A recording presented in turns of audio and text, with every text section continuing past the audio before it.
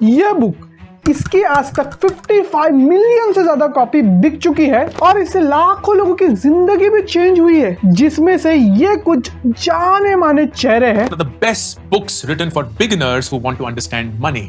Rich Dad, Poor Dad. So many of our personal finance journeys began with his work, with his book Rich Dad, Poor Dad. क्योंकि आपने इस book के माध्यम से मुझे अपना जीवन बदलने में मदद की। और हाँ, उनमें से एक मैं भी हूँ। तो ऐसा क्या है इस बुक में, वही मैं आपको आने वाले 5 मिनट में 5 लेसन के रूप में बताऊंगा। और याद रखना कि 4th लेसन सबसे ज्यादा इंपॉर्टेंट है, जिसने मेरी लाइफ चेंज करने में मेरी बहुत मदद की है। इसका पहला लेसन है कि अमीर लोग पैसों के लिए काम नहीं करते। इसका मतलब ये नहीं है कि वो हमेशा पैसों के पीछे नहीं जाते हैं। इसका मतलब ये है कि जब वो लोग अपने कॉलेज से निकलते हैं, अपने अर्ली लाइफ में होते हैं ना, जब अपने सीखने के फेज में होते हैं ना, तो वो पैसों पे फोकस नहीं करते।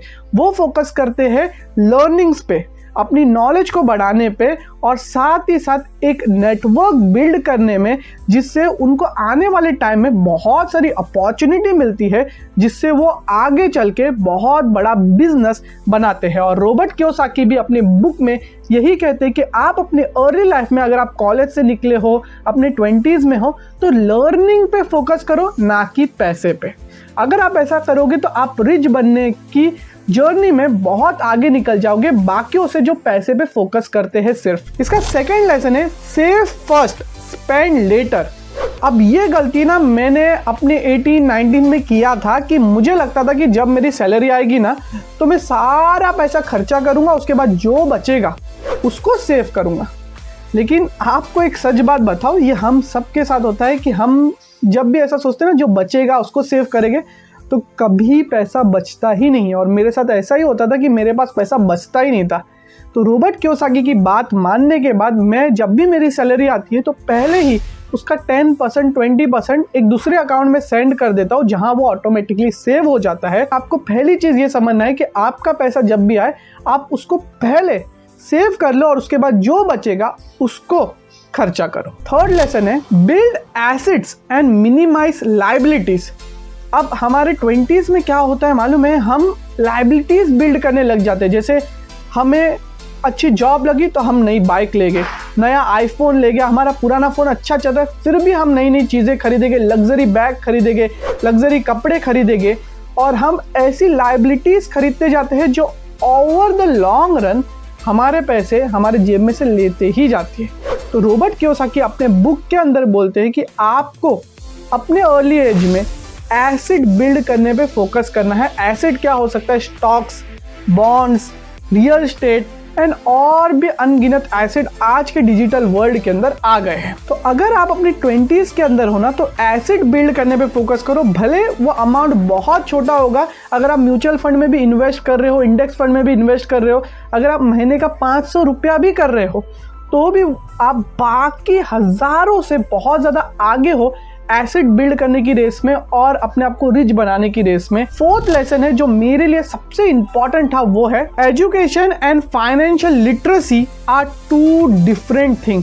मुझे ऐसा लगता था कि मैंने कॉलेज कर लिया, ग्रेजुएशन कर लिया, अभी तो मैं ऑटोमेटिकली अमीर बन जाऊंगा, लेकिन ऐसा नहीं है। ये बुक के अंदर बहुत ही इंटरेस्टिंग स्टोरी है कि कैसे रॉबर्ट कियोसाकी के डैड बहुत ही ज़्यादा पढ़े लिखे थे, लेकिन वो अमीर नहीं बन पाए, वो मिडिल क्लास ही रह गए। वहीं इनके जो दोस्त के डैड थे, जिनको ये रिच डैड बोलते हैं, वो ज़्यादा पढ़े लिखे नहीं थे, बट उनके पास फाइनेंशियल लिटरेसी थी, जिस वजह से वो वहाँ के शहर के सबसे अमीर आदमी बने आने वाले कुछ सालों के अंदर। तो आपको ये समझना है कि एजुकेशन और फाइनेंशियल लिटरेसी 2 अलग चीज़ें हैं। अगर आप एजुकेटेड हो, बहुत ही अच्छी बात है। आप एजुकेशन के साथ साथ मेरे चैनल से और भी अलग अलग चैनल से फाइनेंशियल लिटरेसी के बारे में सीख सकते हो, इन्वेस्टिंग के बारे में सीख सकते हो, जिससे आप फाइनेंशियली लिटरेट होगे और रिच बनने की राह पे आगे बढ़ोगे। लास्ट लेसन है कि start small but start investing early. Robert Kiyosaki book के अंदर कहते हैं कि लोग रुके रहते हैं कि अभी मेरा टाइम नहीं आया, मैं अभी थोड़ी इन्वेस्टिंग कर सकता, अभी तो मैं मेरी 20s में हूँ, 30s में हूँ, जब 50s में जाऊँगा तब इन्वेस्ट करूँगा।